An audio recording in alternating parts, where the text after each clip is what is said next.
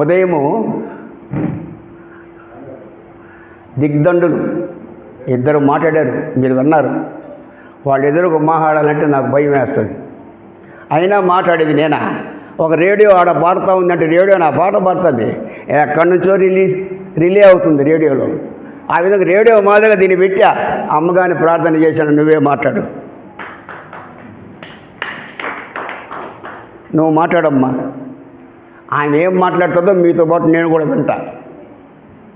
అది అసలు సమాచారం. ఎవరు చెప్పినా 204. మా నాయన చెప్పినా, అమెరికా వాడు చెప్పినా, శత్రువు చెప్పినా, మిత్రుడు చెప్పినా సూత్రం 204. అది యూనివర్సల్ ట్రూత్.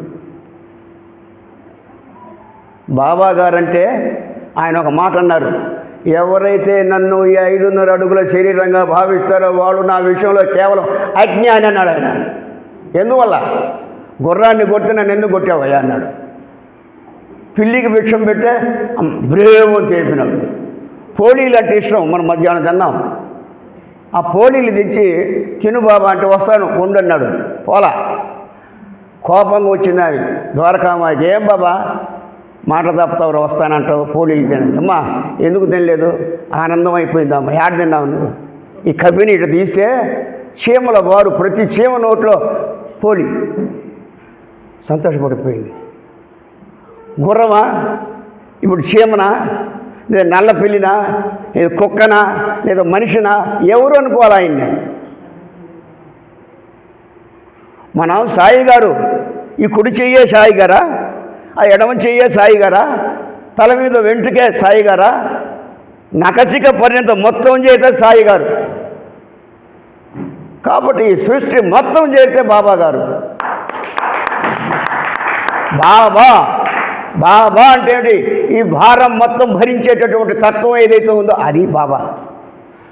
సాయి మా ఇంటి పైన గేట్ పైన బాబా సాయి అని వేశాడు ఆయన. గేట్ చేసే అతను, గేట్ తయారు చేసే అతను. ఏమయ్యా నువ్వు సాయి బాబా అని అంటే, సార్ మీరు ముస్లిం కదా, అందువల్ల మీకు బాబా సాయి అని పెట్టాను సార్ అంటాడు. విప్లవ వేదాంతం. బాబా అంటే భారం మొత్తం భరించేది ఎవరు? సాయి అంటే ఈ సమస్తం ఎందులో ఇమిడిపోయి ఉంటుందో విత్తనంలాగా అది సాయి. అది నేను అంటాడు ఆయన. అయితే ముందు మనం 0 వాట్ బల్బు అర్థమైతే 60 వాట్స్, 100 వాట్స్, 1000 వాట్స్ అర్థమవుతుంది. 0 వాట్ బల్బే అర్థం కాదా? ఇక మనం 1000 వాట్ బల్బు వేయాలా? ₹1 విలువ తెలిస్తే ₹50 విలువ, 500 విలువ తెలుస్తుంది. రూపాయి విలువ తెలియకపోతే అట్లా సగుణం అర్థం కాకపోతే నిర్గుణం మీకు అర్థం కాదు. అందువల్ల నా రూపం పెట్టుకోండి. ఎల్కేజీలో చేర్పించా, ఎల్కేజీలోనే ఉండమని. UKG, first class, second class, third class. మా అబ్బాయి 15 సంవత్సరాలైనా కూడా దోగాడుతూనే ఉన్నాడు అంటే అది మనకేమైనా క్రెడిటా? మోకాళ్ళల్లో ఏదో -పాయింట్ ఉంది. ఆ వ్యాగ్రేషన్ తీసిపోయి ఆయన దగ్గర రిపేర్ చేయించాలి మోకాళ్ళు. ఆ విధంగా ఎదగాలన్నమాట. ఎదిగే కొద్దీ మీ స్టేట్మెంట్లు మారిపోతూ ఉంటాయి. అదొక తమాషా, అదొక పెద్ద సబ్జెక్ట్. కాబట్టి మనము భగవద్గీత, ఆయన యొక్క జీవితం అంతా భగవద్గీత మనకు. నేను ముస్లిమ్స్లో పుట్టాను, క్రిస్టియన్ హై స్కూల్లో చదువుకున్న, సర్వేపల్లి రాధాకృష్ణ చదివిన స్కూలు. అప్పట్లో హై స్కూల్స్ లేవు మాకు. ఉదయం 5 మైళ్ళు, సాయంత్రం 5 మైళ్ళు, 10 మైళ్ళు, రోజుకు 10 సంవత్సరాలు నడిచాం అట్లా. Sarvepalli Radhakrishna Christian high school. తిరిగింది హిందూ బ్రదర్స్. అందువల్ల నాకు ఇజాలు లేవు. మనకు కావాలి ఇజాలు కాదు, నిజాలు. నిజ విచారణ కేంద్రము అని పట్టుకున్నాం మా ఇంటి పైన. 30 సంవత్సరాలైంది. మనకు కావాల్సిన ఇజాలు కాదయ్యా, నిజాలు. అది విచారణలో తెలుసుకోండి. డైరెక్షన్ మాట. మా భగవద్గీత అట్టు చెప్పింది, మా ఖురాన్ అట్టు చెప్పింది. మా ఎందుకు మొత్తం ఓల్డ్ టెస్ట్మెంట్, న్యూ టెస్ట్మెంట్ అన్నీ చూసా. అర్థంతో పాటు 30 కాండాలు చదివావు ఖురాన్. అందరూ ఖురాన్ చదువుతాను కానీ అర్థం కాదు వాళ్ళకి. భగవద్గీత మొత్తం చదివాను. ఇతిహాసాలు, వేదాలు, పురాణాలు సార్ చెప్పారు ఇంతకుముందు, మహానుభావుల జీవిత చరిత్రలు, ఇవన్నీ మొత్తం తిరిగేసి చూస్తే మొత్తం నాకు అర్థమైంది 204. అయితే నేను బైబిల్ చదివాను, ఖురాన్ చదివాను. నాలో చాలా అనుమానాలు అట్లాగే ఉన్నాయి. భగవద్గీత చదివానండి, ఆ అనుమానాలు సూర్యుడు ఇస్తే చీకటి దానికి అదిగా పోయినట్టుగా పోయింది. అది దాని మహిమ. భగవద్గీత చదివిన వాళ్ళు ఇక్కడ ఎవరున్నట్టు చేయి పైకెత్తారా? ఎస్, 18 అధ్యాయాలు, 701 శ్లోకం. అర్జున విషాద యోగం, సాంఖ్యయోగం, కర్మయోగం, జ్ఞానయోగం, కర్మ సన్యాసం, ఆత్మ సంయమన యోగం, జ్ఞాన విజ్ఞాన యోగం, అక్షర పరబ్రహ్మ యోగం, రాజవిద్య రాజగుహ్య యోగం, విభూతి యోగం, విశ్వరూప సందర్శన యోగం, భక్తి యోగం, క్షేత్రజ్ఞ విభాగ,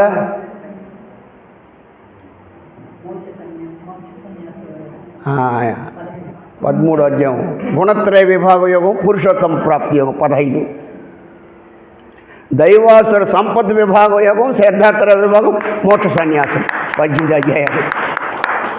ఈ 18 అధ్యాయాలు చదివిన తర్వాత అర్జునుడు, బావా కృష్ణ, నువ్వు నాకు లంకి బిందులు ఇచ్చినావయ్యా అన్నాడు. ఆయన నష్టో మోహ స్మృతి లబ్ధ్వా, మర్చిపోయింది ఆయన గుర్తు చేసినావు కృష్ణ అన్నాడు అర్జునుడు. అది దాని ఫలితం. మర్చిపోయింది ఆయన నువ్వు గుర్తు చేసినావు కృష్ణ అన్నాడు అర్జునుడు. అంతే. అయితే యథేచ్ఛితదాకురు, నీ ఇష్టం వచ్చేడు చేసుకోబోను. నో కరిష్యే వచనంతవా, నువ్వు చెప్పినట్టుగా నీ చేతిలో పేన, నీ చేతిలో పగ్గాలు ఇచ్చేశాను, నువ్వు ఎట చెప్తే అటు చేస్తాను. అందువల్ల యుద్ధం యజ్ఞం అయిపోయింది.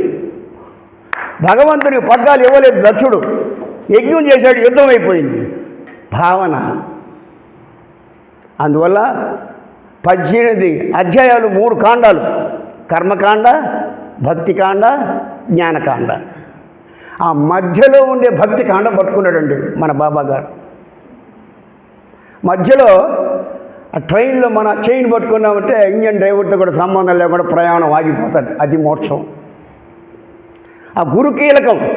ఆ మధ్యలో ఆ భక్తి కాండ పట్టుకున్నాడు. ఎందువల్ల? భక్తి రేవ గరిగిసి, భక్తికి మించినటువంటి యోగం లేదు బోరా అన్నాడు. భక్తి ఉన్న చోట పరమాత్ముడుండు, భక్తి లేని చోట పాపముండు. అసలు ఇంతెందుకయ్యా, భక్తి ఉన్నవాడే పరమాత్ముడవునయ్యా. విశ్వదాభిరామినురవేమ. దేవుడు ఎక్కడో లేదు, దైవం మానుష రూపేణ, భక్తుడే భగవంతుడు. ఇది పెద్ద సబ్జెక్ట్ ఇది. కాబట్టి ఆ భక్తిని పట్టుకునేసాడు మధ్యలో. మధ్యలో పట్టుకుంటే అవతలది వారి రెండు మన చేతులకు వచ్చేస్తాయి. చూసారా? కీలకం. కాబట్టి భక్తి అంటే ఏమిటి? ఒక నమ్రతాభావం, ఒక విధేయత. అంతేగాని ఆ కొండను తీసుకొచ్చి పక్క పెట్టేది కాదు భక్తి అంటే. సాయి గారు కనబడ్డారు, సార్ నమస్తే సార్, అది భక్తి. నమ్రత. శవము అని రాసామనుకోండి, తల పైకి ఎత్తుకుంటే ఏమైంది? శవం. ఆ తల దించుకునింది అనుకోండి, శవం. నువ్వు శివాకారుడువా శవాకారుడో నువ్వే చూసుకో. నీలో భక్తి ఉంటే నువ్వే శివుడివి. శివుడు అంటే ఏదో పాములు గీవులు పెట్టుకొని అది కాదండి. అసలు అంత తత్వానికి పోవాల ముందు. బ్రహ్మ చంపి విష్ణు భాగములో కలిపి, విష్ణు చంపి శివుని వెలయగలిపి, శివుని చంపి తా శివయోగి కావాలే. విశ్వదాభిరామినురవేమ అన్నాడు వేమన. అంటే ఏమని? బ్రహ్మదేవుని చంపేయాలా, విష్ణువుని చంపేయాలి, శివుని చంపేయాలనే కాదు.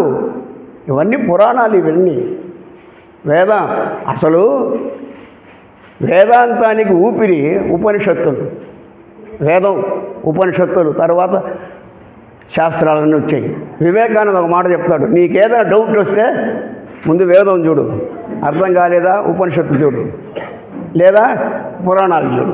అంతేగాని ఈ పురాణాలు వేదాంతాన్ని అర్థం చేసుకునే దానికి కొంచెం ఎగ్జాంపుల్స్ అనమాట, మాదిరి. దాంట్లోకి పోయినవా నీ తలకాయ చెడిపోతుంది. వేమన రాస్తాడు, కని మొరుగు కుక్కలు, కానక మొరుగు చుందురు కవి కుక్కలు. ఈ కవి పురాణములు విని కడతేరలేవయ్యా విశ్వదాభిరామినురవేమ అన్నాడు.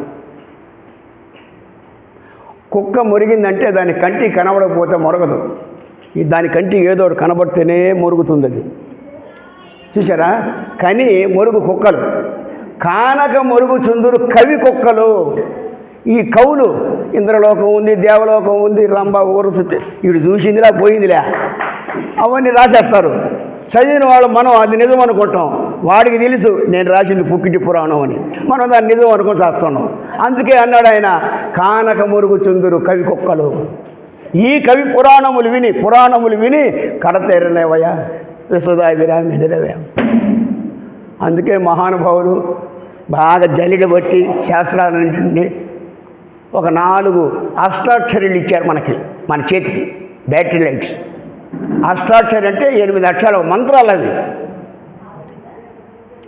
ఉత్తమం తత్వచింతంచ ఎంచుకోండి, 8 అక్షరాలు. అంత శక్తి లేదా? మధ్యమం శాస్త్రచింతనం 8 అక్షరాలు. దానికి కూడా నీకు శక్తి లేదా? అధమం మంత్రచింతంచ 8 అక్షరాలు. అది కూడా నీ వల్ల కాలేదా? అర్చనం అధమాధమం. మీరు ఎక్కడ ఉన్నారో మీరే చూసుకోండి. మనం చెప్పేది కాదు, అది అక్బర్ భాష కావచ్చు, కర్లపూడి కర్ణ కావచ్చు, సాయిగా దోస్తు కావచ్చు, ఎవరైనా కావచ్చు, ఒకటే సూత్రం. అధమాధమం నుంచి అధమం, మధ్యమం, ఉత్తమం, ఈవన్ మోర్, అది కూడా బంగారు సంఖ్యలే. Freedom from the known, KNOWN. నీకు తెలిసిన దాని నుంచి నీవు విడిపడగలవా? అప్పుడే నీకు ముక్తి. అది సాత్విక బంధం. అది ఇప్పుడు మేము చదువుకునే రోజుల్లో అమ్మ పోల్ జంపింగ్ అని ఒకటి ఉండింది. 2 ఉంటాయి గడలు, దానిపైన ఒక కర్ర పెడతాము. ఆ కర్ర ఎగిరి అవతల పోవాలి. పోల్ జంపింగ్ సార్ తెలుసు. నాతో పాటు చదివాడు ఇంత అప్పుడు మనిషి ఒకటి పెద్ద గడ ఒకటి ఎత్తుకొని పరిగెత్తుకుంటూ పోయి దాన్ని పెట్టి ఎగిరి ఆ పక్క దూకేసాడమ్మా ఆ పక్క. ఇప్పుడు ఇక్కడ ఏమరానంటే, ఈ గడ సహాయంతో నేను ఇంత పైకి వచ్చాను కదా, నన్ను ఇది ఇంత పైకి తీసుకుపోయింది కదా, దీన్ని నేను వదలనంటే వీడు అవతల పోయి లక్ష్యాన్ని ఛేదించగలరా? వీడు ఆ లక్ష్యాన్ని చేరాలంటే ఏదైతే ఇంత ఉన్నత స్థితికి తీసుకొచ్చిందో దాన్ని ఇతను వదిలేయాల. అదే మోక్ష సన్యాసం. అప్పటికి కానీ వాడు ఆ లక్ష్యాన్ని సాధించలేడు. కొంతకాలం అయోమయంలో పోతేనే తప్ప అసలు స్థితి శబ్దాన్ని శబ్దంతోనే తెలుసుకోవాలా, నిశ్శబ్దాన్ని నిశ్శబ్దంతోనే తెలుసుకోవాలా. నదీనాం సాగరోగతి. అన్ని నదులు సముద్రంలో కలిసిపోయిన తర్వాత ఏ విధంగా తదాకారం చెందుతుందో ఈ శబ్దాలన్నీ కూడా శబ్దానాం నిశ్శబ్దోగతి. ఆ నిశ్శబ్దంలో నుంచి వచ్చాయి ఇవన్నీ. ఒక్కొక్కటి పెద్ద పెద్ద సబ్జెక్ట్. కూర్చొని ఉపన్యాస వేదిక కాదు, చర్చా వేదిక పెట్టండి. అప్పుడు మీకు అన్ని విషయాలు తెలుస్తాయి. శబ్దానాం నిశ్శబ్దోగతి. అందువలన రమణ మహర్షి వీళ్ళంతా ఎందుకు ఆ నిశ్శబ్దానికి ఉన్న విలువ మనకు తెలుసా? అసలు మన గురు సాంప్రదాయం దక్షిణామూర్తి నుంచి వచ్చింది. దక్షిణామూర్తి శ్లోకం చిత్రం వట తరోర్మూలే గురుర్యువ వృద్ధ శిష్యా గురువస్తు మౌన వ్యాఖ్యాత శిష్యస్తు చిన్న సంశయ అన్నాడు. అరే అది ఒక వటవృక్షం రా, ఆవిడ పెద్ద బండరాయి ఉంది. బండరాయి పైన ఎవరు కూర్చున్నాడు? యువకుడు, చిన్న కుర్రోడు కూర్చున్నాడు. తల పండిన వాళ్ళంతా మాలాగా తలడు బండ కింద కూర్చున్నారు. గురుర్యువ వృద్ధ శిష్యా గురువస్తు మౌన వ్యాఖ్యాత. గురువు ఏం చెప్తున్నాడు? ఏం చెప్పల. శిష్యస్తు చిన్న సంశయ. దక్షిణామూర్తి అవతారంలో శివుడు వచ్చాడు. వాడు అడుగుతా ఉంటే వీళ్ళు చెప్తా ఉంటే ఈశ్వరుడు పుట్ట మాత్రం వాడు అడుగుతానే ఉండరు. తెల్లవాదు ఈయన చెప్తానే ఉండరు. ఈ తెగదరా ఇది అనేసి ఉన్నట్టుండి మధ్యలో గప్చం శివుడు. ఏదిరా గురువు గారు ఉన్నట్టుండి గమ్ముగుడు, వీళ్ళు గమ్ముగుడిపోయినాడు. ఎప్పుడైతే మౌనంలో అందరూ తదేకమైపోయినారో భిద్యతే హృదయ గ్రంథి ఛిద్యంతే సర్వ సంశయా క్షీయంతే చాస్యకర్మాణి తస్మిన్ దృష్టి పరావరే. ఎప్పుడైతే నీ దృష్టి పరావర్తనం చెందిందో దృష్టి జ్ఞానమయం కృత్వా పశ్చేద్ బ్రహ్మమయం జగత్. అప్పుడు వాళ్ళు ఎప్పుడైతే ఆ స్థాయికి పోయినారో అప్పుడు నోరు తెరిచినా అడగండి అయ్యా ఏదైనా అన్నాడు. వాళ్ళు అడిగిందిలే, ఈయన చెప్పిందిలే. అయినా వాళ్ళంతా అడిగారు, ఈయన అన్ని చెప్పేశాడు. ఇది మనకు అర్థం కాదు. ఇది వేదాంతం. ఇది అర్థం చేసుకోవాలంటే ఒక చిన్న ఎగ్జాంపుల్ మన రమణ మహర్షి కాలంలో జరిగింది. అది చెప్పుకుంటేనే కానీ అది మనకు అర్థం కాదు. ఏం లేదంటే చెప్పమంటారా? ఎవరికైతే ఇంట్రెస్ట్ ఉందో వాళ్ళు చేయి పైకెత్తండి. అబ్బా రామచంద్ర, నాకు కంఠశోష అయినా కాలయాపన అయినా మీకు ఉన్న విషయాలన్నీ ఈరోజు పాము తల పట్టుకొని ఎట్లయితే విషయాన్ని కక్కిస్తాడో పాముల మంత్రగాడు అట్లా ఈరోజు నొక్కుతున్నాడు ఆయన. మాట్లాడతా కావ్యకంఠ గణపతి శాస్త్రి రమణ మహర్షి దగ్గర చాలా ఆయనకు పేరే కావ్యకంఠ అని బిరుదు ఇచ్చాడు రమణ మహర్షి. ఆయన కావ్యాలన్నీ ఆయన గొంతులోనే ఉన్నాయంట. అట్ట ఈయన పేరు వెంకట్రామన్, రమణ మహర్షి పేరు ముందు. ఆయన రమణ మహర్షి అని పేరు పెట్టింది ఈయనకు బిరుదిచ్చింది ఆయన కావ్యకంఠ అని. ఆయన నాయనగారు అని పిలుస్తాడు. ఎందుకు? ఈయన చిన్నోడు కదా వయసులో. ఇట్లా ఉంటే ఒకరోజు వీళ్ళిద్దరూ ఏదో కొన్ని శ్లోకాలు చెప్పుకున్నారు, రమణ మహర్షిలో ఈ కావ్యకంఠ గణపతుల వాడు. అది ఒకప్పుడు ఈయన గుర్తురాల, ఎవరికి? కావ్యకంఠుల వారికి. గిలగిల కొట్టుకుంటూ కూడా గుర్తుకురాల. ఎందుకు? భగవద్గీతలో మత్త స్మృతి జ్ఞానం అపోహనంచ అన్నాడు. గుర్తు చేసేవాడిని నేనే, మతి మరుపు చేసేవాడిని నేనే, వివేకాన్ని ఇచ్చేవాడిని కూడా నేనే. ఇవన్నీ ఉన్నాయి కదా భగవద్గీత చదివిన వాళ్ళకి తెలుసు. కాబట్టి గుర్తు రాకపోయేటప్పటికి అరే ఏందిరా, సరే మనం రమణ మహర్షితో మాట్లాడాం కదా, ఆయనకి ఏమైనా గుర్తుంటుందేమో కనుక్కుందామని తెల్లవారితో లేచి హాల్లోకి పోతే ఆయన ఒక్కడే కూర్చోవాడు. ఎవరు? వాళ్ళకి తెలిసిపోతుంది రామాయణం. ఒక్కడే కూర్చోవాడు హాల్లో. ఆయన్ని చూస్తానే కింద కూర్చున్నాడు, ఆయన కింద, ఆయన పైన ఉన్నాడు. కూర్చుంటానే ఈ మర్చిపోయేటవన్నీ గుర్తుకొస్తుండే గబ కావ్యకంఠుల వారికి. ఊరే మళ్ళీ మర్చిపోతానేమైనా కాగితం తీసుకొని అన్ని టక మంత్రాలు రాసుకుంటున్నాడు. శ్లోకాలు, నాట్ మంత్రాస్, శ్లోకాలు. అన్ని శ్లోకాలు రాసుకున్న తర్వాత అప్పుడు నోరు తెరిచాడు రమణ మహర్షి. నాయనగారు అన్నీ రాసుకున్నారా అన్నాడు. ఈయన బెత్తరపోయినాడు కావ్యకంఠ. ఒరే నేను ఎందుకు వచ్చాననేది నేను అడగల, ఇది నువ్వు మర్చిపోయినానయ్యా నీకేమైనా గుర్తుందా అని కూడా అడగల, అన్నీ రాసుకున్నావా అని అంటున్నాడే. ఎట్ట తెలిసిపోయిందబ్బా ఆయనకి? ఇది ఎక్కడ విద్య ఇది? సరేలే ఏమైతేనేమి తర్వాతనే అన్నీ రాసుకున్నాను అన్నాడు ఆయన. లేదు పలానా శ్లోకం తప్పు రాసుకున్నావు చూడు అన్నాడు. ఆ శ్లోకం తప్పు కరెక్ట్ చేసుకున్నాడు. ఇప్పుడు చెప్పండి, ఈయన అడగలేదు, ఆయన చెప్పలేదు, ఎట్ట గుర్తుకొచ్చింది? అది గురుబోధ అంటే. ఉపదేశం అని చెప్పేది కాదు నోటితో, అది బయట నుంచి కూరేది కాదు, లోపల నుంచి ఊరేది. బయట నుంచి కుక్కితే బర్స్ అయిపోతుంది. అతి భాషణం మతిహాని, మిత భాషణం మతి హాయి అన్నారు మా సుఖబ్రహ్మాసనం పీఠాధిపతి విద్యాప్రకాశానంద. ఆయన వాళ్ళ రాస్తాడు ఆయన, ABC always be careful, watch WATCH, watch your words, watch your actions, watch your thoughts, watch your heart, watch your character. అప్పుడు ఆ యూనివర్సల్ ట్రూత్ నీకు తెలుస్తుందిరా అంటాడు. ఇవన్నీ చిట్కాలు. ఆధ్యాత్మికత అంత సులభం వేరేది లేనే లేదు. అట్ ది సేమ్ టైం కొంచెం మీరు కానీ పొరపాటు పడ్డారా అంత భయంకరమైన స్థితి వేరేది లేదు.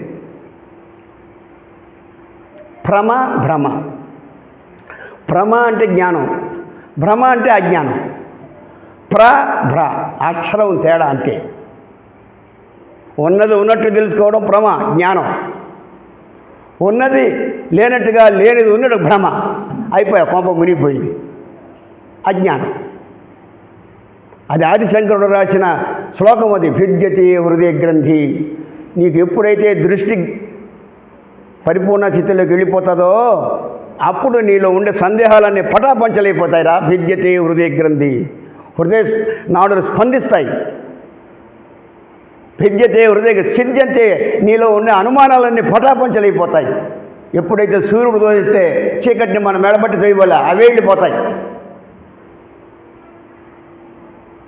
క్షీయంతే చాశ్చకర్మాణి జ్ఞానాగ్ని దగ్ధకర్మాణం.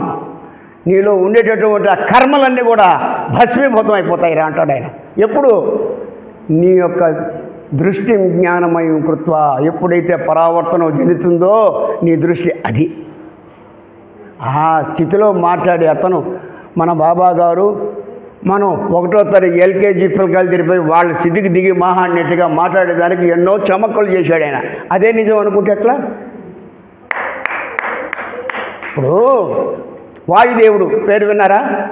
వాయుదేవుడు తుఫాను వస్తే మహా వటవృక్షాలు బిల్డింగ్లు కూడా అట్నే పడిపోయినాయి మన తుఫాన్లో. మన హిమాలయాలు చూశారు కదా టీవీల్లో మీరు.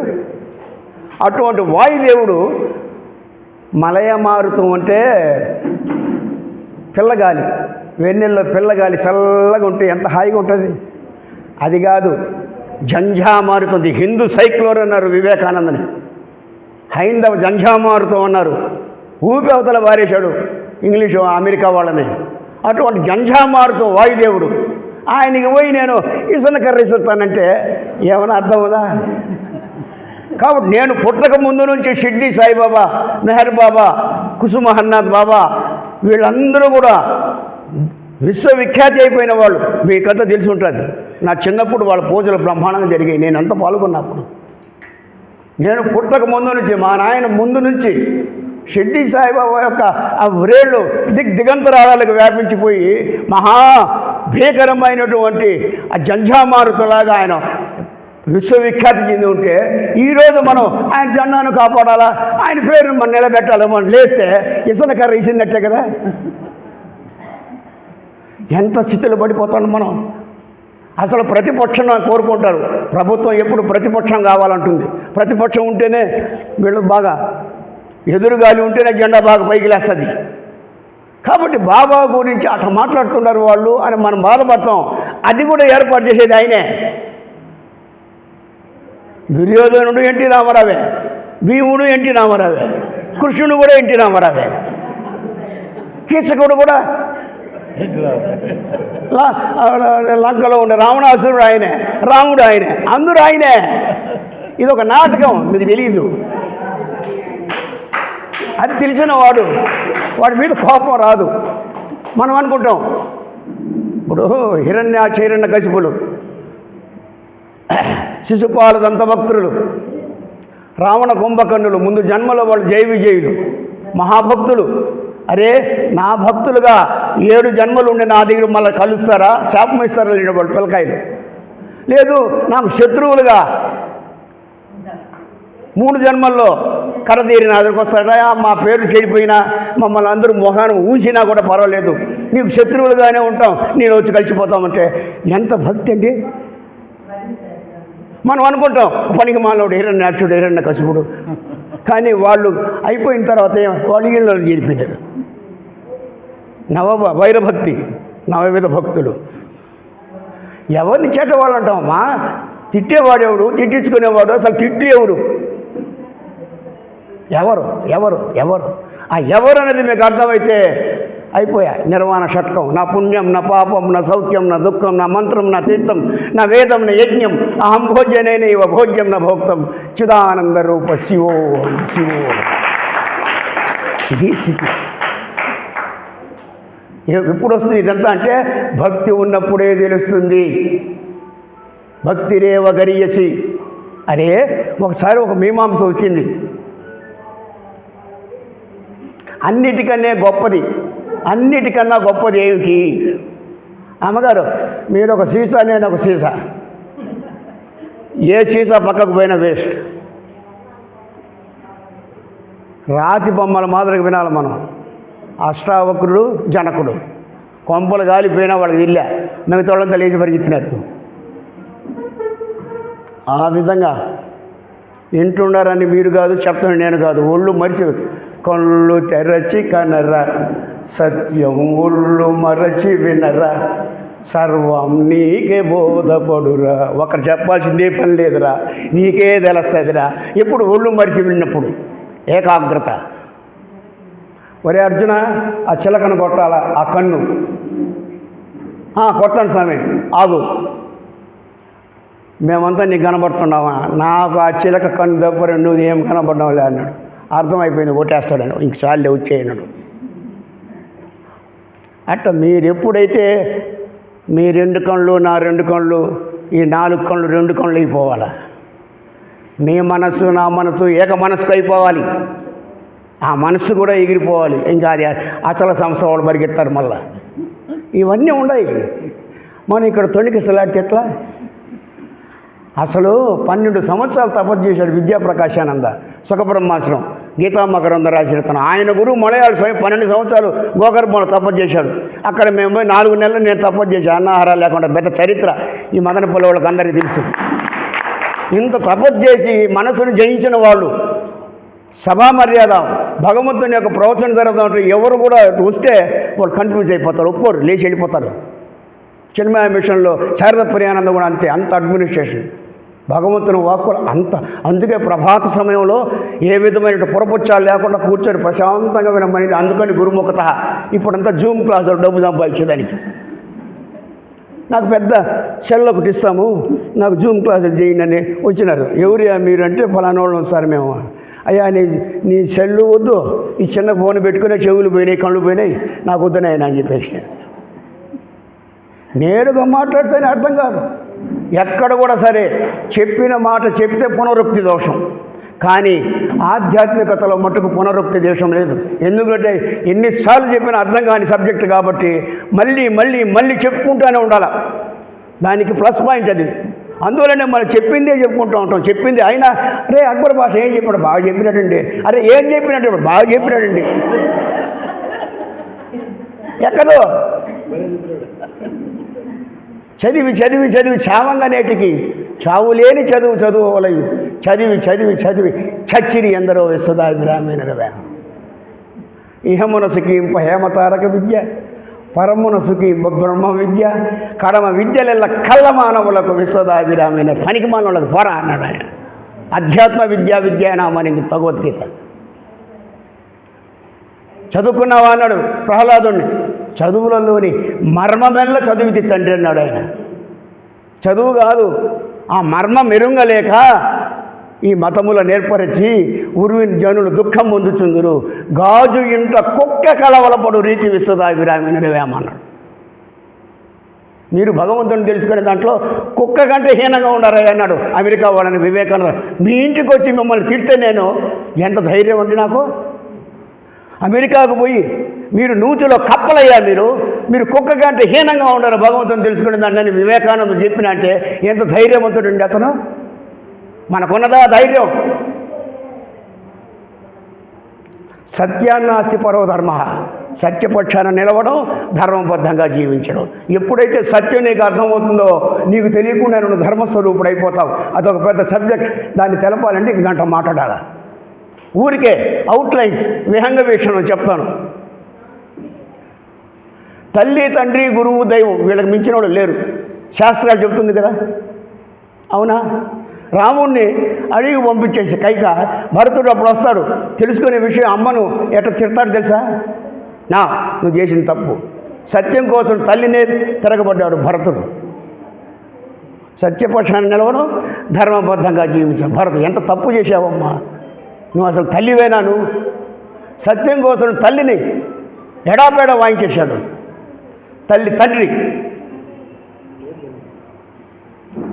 తండ్రి దగ్గరికి వచ్చేటప్పుడు ప్రహ్లాదుడు తల్లి మాట వెళ్ళలేదు, తండ్రి మాట వెళ్ళలేదు సత్యం కోసం. అవునా? ఒరే నీకెక్కడిదిరా ఈ బలం? నేను పాముల చేత కనిపించినాను, కొండల చేత దొల్లించినాను, ఏనుగుల చేత తొక్కించాను, సావేంద్ర నాయన నీకు అక్కడిదిరా ఈ బలం అంటాడు ఆయన. బలయుతులకు బలం ఇవ్వడు, దుర్బలులకు బలం ఇవ్వడు, ప్రాణులకును బలం ఇవ్వడు, నీకు నాకు బ్రహ్మాదులకును బలం ఇవ్వడు, అట్టి విభుడు బలము సురేంద్ర అన్నాడు ఆయన. వశిష్ఠుడి పిల్లలు 100 మందిని చంపేస్తాడండి విశ్వామిత్రుడు. ఎంతో హృదయ విదారకం. ఆయన క్షాత్ర బలం నా, దిగ్బలం నా, తేజోబలం నా, బ్రహ్మతేజో బలం అన్నాడు ఆయన. ఇదే మాట. అది శ్లోకము, ఇది పద్యం. శ్లోకం అర్థమైతేనే శ్లోకం, లేకపోతే కింద లకారం ఎగిరిపోతుంది. శ్లోకం ఏడుపులు, మన ఏడుపులు ఇట్టుంటాయి. రామకృష్ణ పరమహంస దగ్గర, రమణ మహర్షి దగ్గర సూర్యనాగమ్మ, మీరు వినుంటారు సూర్యనాగమ్మ. ఈ పాపము అవసాన దశ. రమణ మహర్షి ఇక్కడ క్యాన్సర్, పురుగులు కింద పడితే ఎత్తి పుండులు వేసుకునేవాడు ఆయన రమణ మహర్షి. అంత స్థితి. ఆయన బాధ చూడలేక సూర్యనాగమ్మ వల వల వల వల్ల ఏడ్చేసింది. ఎందుకమ్మా ఏడుస్తున్నావు అన్నాడు రమణ మహర్షి. స్వామి, ఆ పుండు క్యాన్సర్, ఎంత బాధ, మీరు మీ బాధ చూడలేక మేము ఏడుస్తూ ఉన్నానని. ఆ మాట వింటాను రమణ మహర్షి ఓ అని ఏడ్చినాడు. స్వామి, నేనైతే ఏడ్చినాను, నువ్వు ఎందుకు ఏడుస్తున్నావు అనింది. ఉసే పిచ్చిదానా, ఇన్ని సంవత్సరాలు నువ్వు నా దగ్గర ఉండవు. నేను శరీరం కాదు బాబు, ఆత్మనని నేను ఎన్నో చెప్తా ఉంటే ఇన్ని సంవత్సరాల నుంచి నువ్వు నా దగ్గర ఉన్నా నీకే అర్థం కాకపోతే ఇంక మిగతా వాళ్ళకి ఏం అర్థం అవుతుందని నేను ఏడొస్తున్నాను అన్నాడు. చూడండి, వాళ్ళ ఏడుపులు ఎట్టున్నాయి, మన ఏడుపులు ఎట్టున్నాయి. నక్కకు నాగలోకానికి ఎక్కడ ఏనుగు కడుపులో గసగసాలు గింజ మనం ఏనుగు కంటే చాలా గొప్పదంటే ఎట్లా? అందువల్ల అసలు ఏదిరా గొప్పది అని ఒక మీమాంస వచ్చింది. అప్పుడు సార్ ఏం చెప్పారు, అయ్యా తల్లి గర్భంలో తెచ్చిన తర్వాత మనం మలమూత్రాలు ఎన్ని యహోపనలు చేసినా భూదేవి ఎంత గొప్పగా ఓర్చుకొని ఉందయ్యా. కాబట్టి ఈ భూమి కంటే చాలా గొప్పది ఏది లేదు నాకు తెలిసి అన్నాడు ఆయన. అప్పుడు సాయి గారు వచ్చే, నవాబు నువ్వు భలే చెప్తాడవే, అట్లయితే ఆ భూమిని మోస్తున్నాడే ఆదిశేషుడు, ఆయన గొప్ప కాదా అన్నాడు ఆయన. అమ్మ, ఆ భూమిని తల మీద అలగ్గా మోస్తున్నాడు ఆదిశేషుడు గొప్పే కదా భూమి కంటే. ఇప్పుడు ఆయన కర్రలపూడి కర్ణ వచ్చినాడు, అదట్లా సార్, ఆదిశేషుడు గొప్ప అయితే ఆ ఆదిశేషుడు ఆభరణాలుగా పెట్టుకున్నాడు శివుడు, ఆయన గొప్ప కాదా అన్నాడు ఆయన. తాటిందనేవాడు తలదనేవాడు, నిజమే కదా. మరి శివుడే గొప్ప అయితే మన మదనపల్లి రమణ భగవాన్ వచ్చాడు, శివుడే గొప్ప అయితే ఆ శివుడు ఉండేటటువంటి కైలాస పర్వతం దాన్ని అమలీలుగా ఎత్తేసాడు రావణాసురుడు, ఆయన అంత గొప్పవాడు అన్నాడు ఆయన. అవునే కదా, రావణాసురుడే గొప్ప అనుకుందామా? ఆ రావణాసురుడు తోకతో పట్టుకొని వాలి సముద్రాలు ముంచి వదిలాడు అన్నమాట. ఆ వాలి ఎంత గొప్పవాడు అండి, అంత వాలి రామబాణానికి కింద పడిపోయినాడు. ఆ రామబాణం ఎంత గొప్పదండి. అటువంటి బాణాలు ఎన్నో తూణీరంలో పెట్టుకొని రాముడు అలగ్గా మోస్తున్నాడు. ఆ రాముడు ఎంత గొప్పవాడండి. ఆ రాముడిని ఆంజనేయ స్వామి హృదయంలో బంధించేశాడు భక్తుడు. ఆంజనేయ స్వామి ఎంత గొప్ప అండి. ఇప్పుడు షిర్డీ సాయిబాబా బైజామా దగ్గరికి వచ్చినారు, బాబా నువ్వు వెళ్ళిపోతే ఎట్టా? అప్పుడు అంటాడు బాబా, పిచ్చిదానా, ఈ ఆకారాన్ని వదులుతున్నాను కానీ నీ మనోప్రాకారాన్ని వదిలిపోగలనా? ఎంత మాట అండి, నీ మనోప్రాకారాన్ని వదిలిపోగలనా? కాబట్టి అంతటాయన్ని భక్తుడు హృదయంలో బంధించేశాడు. ఇప్పుడు ఎవరు గొప్ప? భక్తుడు గొప్ప. కాబట్టి భక్తిరేవ గరీయసి.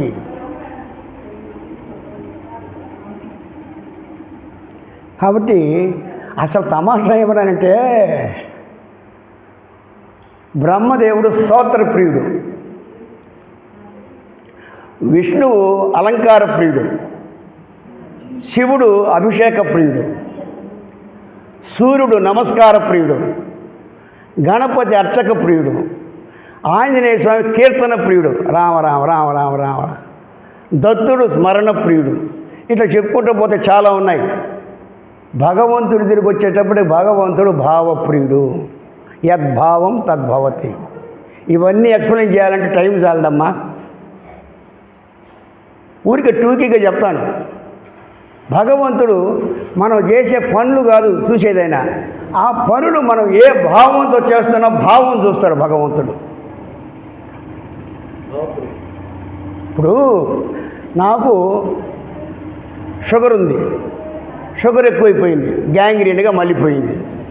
అప్పుడు మా శ్రీమతి గమ్మనుడు కూడా ఎన్నిసార్లు చెప్పి నేను ఏందయ్యా పనికి మానవుడా అని లాక్కపోయింది డాక్టర్ దగ్గరికి.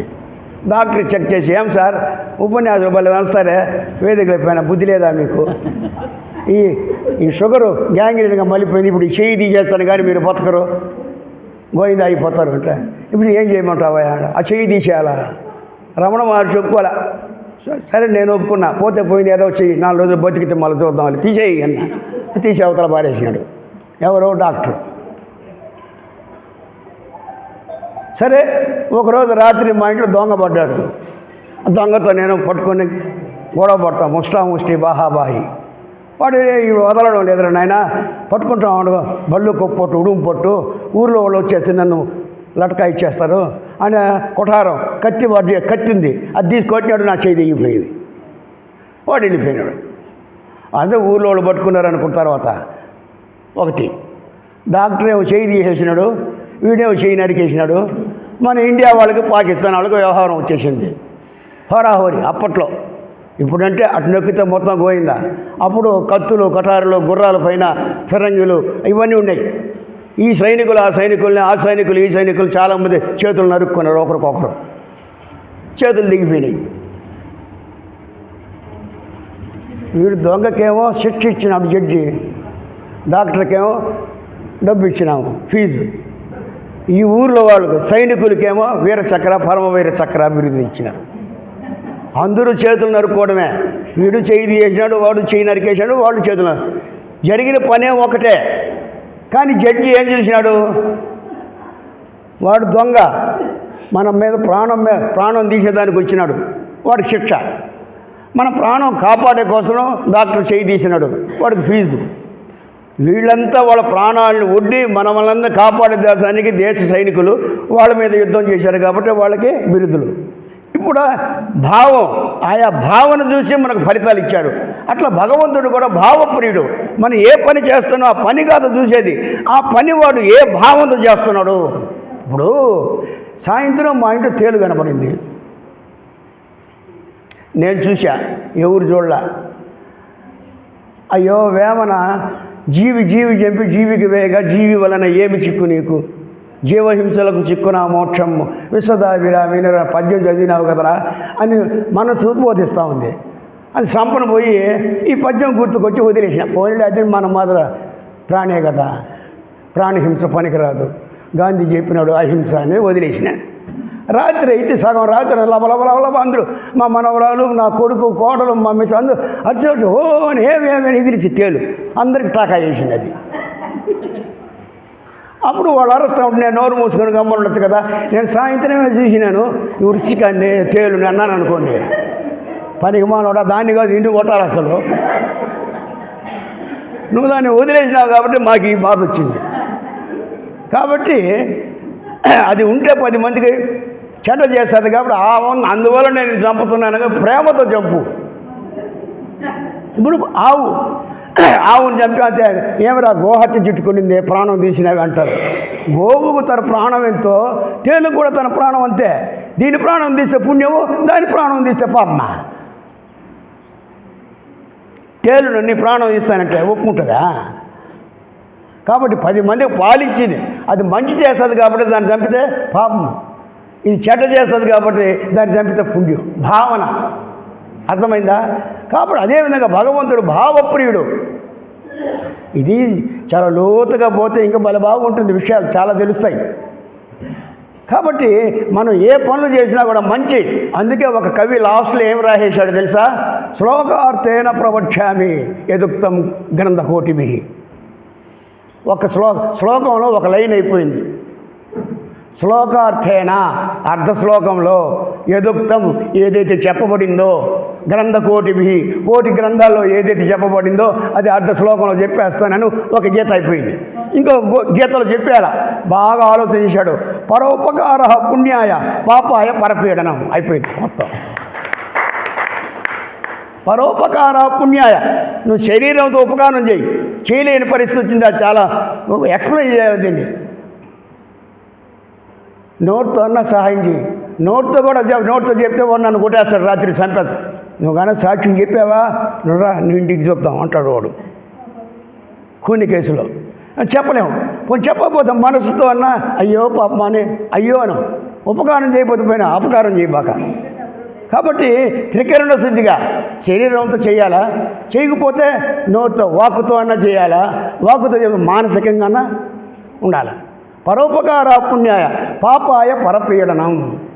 శరీరంతో బాధించడం, మాటలతో బాధించడం, మనస్సుతో బాధించడం, ఇదంతా వద్దురా. ఒక్క మాటలు చెప్పేశాడు.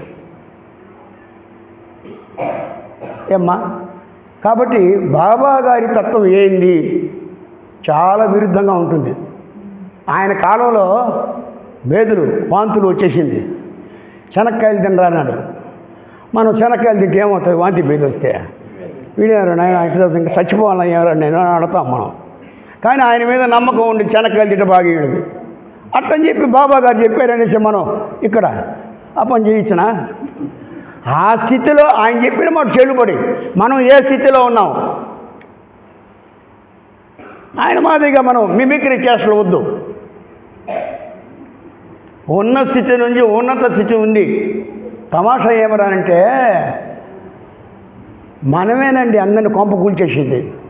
మన మాటలే, మన నియమాలే, మనం అంతా సాలిగోళ్ళు ఇరుక్కొని చేస్తూ ఉన్నాం మనం. ఇవన్నీ మా పల్లెటూరులో ఉండేది. మేము అప్పట్లో పల్లెటూళ్ళలో బయట గెనేలు, ఆ గెనేలు మధ్య కింద ఎండ్రకాయలు ఉంటాయి పీతలు.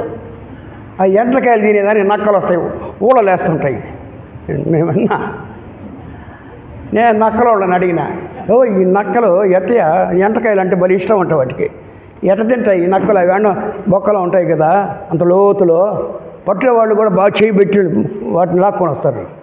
ఎట్లా అంటే ఏం లేదు సార్, అవి నక్కలు ఆ ఎండ్రకాయ బొక్కలు తిరిగిపోయి ముడ్డి వెనక్కి తిప్పి తోక ముందు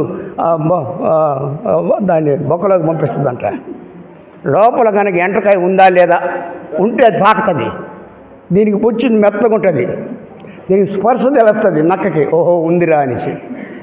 లేదంటే సర్రని తీసేసా తోక. లోపల కనుక పీత దాన్ని తాకిందంటే స్పర్శ తెలుస్తుంది కదా, గబక్కని తీదు, అది మెల్లిగా తోకను లాగుతూ వస్తుంది. ఎప్పుడు పూర్తిగా బయటకు వస్తుందో ఇలా పక్కన కూర్చుని వేసేస్తుంది. దాని మానాన అదేదో హాయిగా ఉంటుంది. ఇది పోయి తోక పెట్టి గిలగిలగిల దాన్ని గొలగొల అనిపించి బయటికి వెళ్ళి చంపేస్తుంది. అట్లా ఏదో హాయిగా ఉన్నారు వాళ్ళంతా. వాళ్ళ దగ్గర నేను పోయి, ఏమిరా పొడవాడు దగ్గర నీకు అది తెలిసినా ఇది తెలిసినా అన్ని నీకు ఏది తెలిసినంత సచ్చినట్టుగా ఒక ఉదాహరణ ఉంది. అట్లా ఏదో ప్రశాంతంగా ఉండేవాడు దగ్గర పోయి నీకు అది తెలిసినా ఇది తెలిసినా నాకు అది తెలిస్తాను ఇది తెలిసి ఇది కానీ నువ్వు కానీ తెలుసుకుంటే నేరుగా వెళ్ళిపోతావు పైకి తుకారాం మాదిరిగా అంటారు. అదేంటి సార్? అవునరా, ఉన్న స్థితి నుంచి ఉన్నత స్థితికి. ఉన్న స్థితి ఏంది? చేప నీళ్ళలో ఉంది. ఓ చేప, ఈ నీళ్ళ కంటే పాలు చాలా శ్రేష్టము, నిన్ను ఈ ఉన్న స్థితిలో నుంచి తీసుకుపోయి ఉన్నత స్థితిలో వేస్తానని దాన్ని ఎత్తకపోయి ఆ పాలల్లో వేసాను అనుకోండి, నేను ఏమవుతుంది? సచ్చుడుకుంటుంది. మనం చేసే పనులు ఇవి. ఎవరైతే ఏ స్థితిలో ఉన్నారో వాళ్ళకి ఆ స్థితిలోనే మెలకువలు చెప్పాలా. డ్రైవర్కి డ్రైవర్ మెలకులు, ఆఫీసులో పనిచేసేవాడికి ఆఫీసర్ మెలకులు, ఎవరెవరికి ఏ మెలకువలు చెప్పాలో అవి చెప్పాలా. వాడికి ఇవి వీడికి అవి ఉపయోగపరచొస్తాం, అది లేక ఇది రెండు చేస్తారు. ఉన్న స్థితి ఉన్న ఇన్ని లేవు, ఉన్న స్థితి అంతా ఒకటే. ఈ మాటల గారడి, ఈ మాటల గారిని ఏమరా అంటే శబ్దజాలం మహారణ్యం చిత్తభ్రమణ కారకం. చిత్తభ్రాంతులు ఉడిగిన బ్రహ్మం అంటే ఈ బట్ట బయలు అన్నాడు. చాలా పెద్ద సబ్జెక్ట్స్ ఇవి. కాబట్టి నేనేం చెప్తానంటే, నాకు తెలిసి 80 సంవత్సరాల వయసులో మీరున్న చోట మీరు ఉండండి, మీ పనులు మీరు చేసుకుంటూ ఉండండి. మీరు ఒక అర్హత ఉంది, మీకు తెలియకుండా మీకు ఒక అర్హత ఏర్పడుతుంది. మీరు అర్హతలైతే మిమ్మల్ని కడ తెరిచేవాడు వాడే మీ దగ్గరికి వస్తాడు. మీరు పోవాల్సింది వల్ల 6 తత్వములు కావాలనున్న తత్వం ఎవడి రంగు? శివుడు గురు రూపమును వచ్చి చెప్పకున్నా నవ్వేతర భోగిసిరి సదానంద కాళహస్తి నుంచి శివుడు వచ్చాడు, మీతో మాట్లాడుతున్నాడు శివుడు. తెలిసిన వాళ్ళకి తెలుస్తుంది. మీరు కనుక అర్హతలైతే ఆయనే వస్తాడు. ఇప్పుడు మీరు నన్ను పిలిచారా ఇక్కడికి రమ్మని? నేను మీతో మాట్లాడతాను అనుకున్నానా? మీరంతా అర్హత సంపాదించారు కాబట్టి మీరు ఇక్కడికి వచ్చారు, నేను ఇక్కడికి వచ్చాను మాట్లాడిస్తున్నాను ప్రకృతి. అదేవిధంగా మీరు ఎప్పుడైతే అర్హత సంపాదిస్తారో, ఇప్పుడు పుష్పంలో మకరందం ఉందనుకోండి, ఓ భ్రమరమా నాలో మకరందం రా భ్రమరమా అని పిలుస్తుంది. ఆ పుష్పం ఏ పుష్పంలో అయితే మకరందం ఉంటుందో భ్రమరమే వచ్చి దాంట్లో జ్వరపడి దాని మకరందాన్ని స్వీకరిస్తుంది. అంటే ఎప్పుడైతే మీరు అర్హతలు అవుతారో, రావలసిన వాడు మీ అర్హతను బట్టి బుద్ధుడు చెప్పినట్టుగా మీరు అర్హతలైతే మిమ్మల్ని వాడు వచ్చి కర తెరుస్తాడు. కానీ మీరు ఎక్కడికి పోవాల్సిన పని లేదు. అడివి తిరిగి ఆశని విడలేక గాసిపడేవాడు ఘనుడుగాడు, రోసి రోసి మదిని రూఢిగా నిలిపిన వాడిపో పరముగన్నవాడువేమో అన్నాడు. ఎప్పుడైతే మీరు ముందు మాతృదేవోభవ, ఏమండి పాండురంగ మహత్యంలో వినండి ఆ పాట.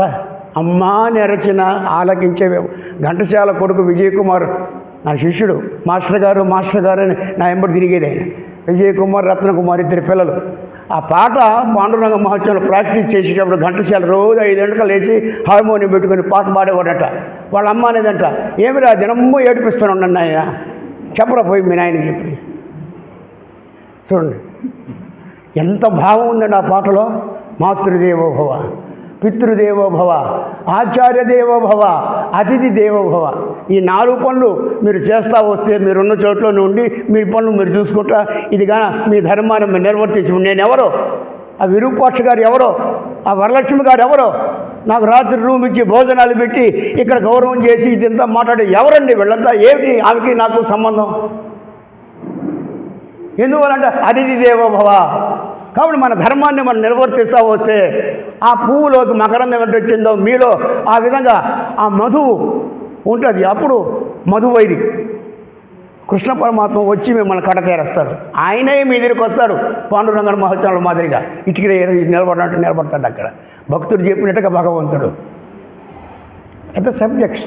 కాబట్టి మీరు ఎక్కడ పోవలేదు, మీరు ఏం చేయబోలేదు, మీ ధర్మాన్ని మీరు నిర్వర్తించండి. బాబా గారు చెప్పేది అది. ఒక కుక్కకు పట్టెడు అన్నం పెట్టేదానికి 1000 జన్మలు ఎత్తడానికైనా సంసిద్ధం అన్నాడు వివేకానంద. నెక్స్ట్ జన్మ నాకు వద్దని రామకృష్ణ పరమహంస గురువు అలాడితే నాకు 1000 జన్మలైనా రామానందాచార్యులు చెప్పినట్టుగా ఎంత త్యాగం ఉండే. భావన చూడాల, భగవంతుడు భావప్రియుడు. కాబట్టి మీరు మీ ధర్మాన్ని మీరు నిర్వర్తిస్తారండి, ఉన్న చోట్లోనే ఉండండి. మీరు గాన పరిపక్వత అయ్యి మీరు గనక దాన్ని ఏమంటారు, అర్హతులైతే ఆ ప్రకృతే మిమ్మల్ని వచ్చి సక్కుబాయిని కాపాడినట్టుగా మిమ్మల్ని అంతా కాపాడతాడు, మమ్మల్ని కాపాడతాడు. ప్రకృతి ఆ విధంగా మనకు అందరికీ ఆ శక్తినిచ్చి మనం ఆశీర్వదించవలసినదిగా బాబా పదాల దగ్గర ఉండి మీ అందరి తరఫున ప్రార్థన చేస్తూ నాకు ఈ సమయాన్ని ఇచ్చినందుకు మరొక మారి ఈ కార్యకర్తలకందరికీ నా యొక్క ధన్యవాదాలు కృతజ్ఞతలు తెలుపుకుంటూ రఘుపతి రాఘవ రాజారాం పతిత పావన సీతారాం ईश्वर अल्लाह तेरे नाम सबको सन्मति दे भगवान, सबको सन्मति दे भगवान।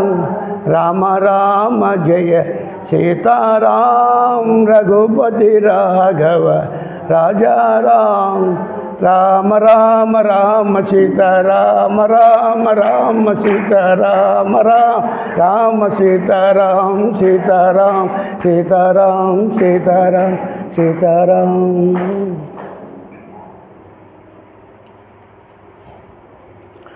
ఒక్కొక్క పదాన్ని పట్టుకొని ఒక్కొక్క రోజు ఉపన్యాసాలు చేయొచ్చు. వినేవాళ్ళు ఉంటే, చెప్పగలిగిన వాళ్ళు ఉంటే చాలా విషయాలు ఉన్నాయి. ఇది చెప్పాలన్నా అది చెప్పాలన్నా అది చెప్పాలన్నా అనేసి అన్నీ వచ్చేసి ఏది చెప్పలేకపోతాం ఒక్కొక్కసారి, అటువంటి పరిస్థితి. అయినా మీరెంతో అదృష్టవంతులు కాబట్టి బాబా గారు దయతో కొన్ని వాక్యాలు మీకు వినిపించాడు. మీ తరఫున నేను కూడా కొంత విన్నాను. నా జన్మ కూడా కృతార్థమైందని అనుకుంటున్నాను. హరి ఓం నమస్తే. అమ్మా ఒక మాట చెప్పడం మర్చిపోయినా, చాలా ముఖ్యమైన మాట. ఈ షిర్డీ సాయిబాబాకు సంబంధించినటువంటిది ఒక ముఖ్య ఘట్టం, చాలామంది భక్తులకు తెలియదు. సాయి సచ్చరిత్ర మరాఠీలో హేమాత్మంత్ రాశాడు, అవునా? అదంతా 3 ఇంగ్లీష్లో ట్రాన్స్లేట్ చేశాడు. దాంట్లో ముఖ్యమైన విషయాలు పత్తి నారాయణని పెట్టుకొని షిర్డీ సంస్థాన వాళ్ళు తెలుగులో సాయి సచ్చరిత్ర అంటే మనకంతా అర్థమైంది బాబాది. ఆ హేమాత్మంత్ కాలం అయిపోయి అనంతపురం జిల్లా ఉరవకొండ తాలూకా బాబా గారితో ఉన్నవాళ్ళు పాములుగా, కప్పలుగా, మేకలుగా పుట్టారు కదా.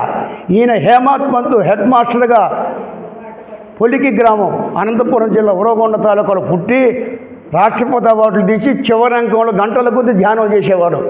ఆ ధ్యానంలో బాబా గారు ఆయన కొన్ని విషయాలు చెప్పాడు. అప్పుడు ఆయన పేరు గిరినాథరావు.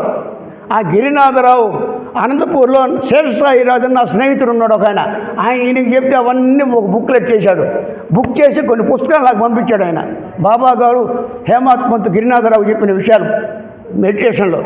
అది కానీ మీరు చదివితే ఏ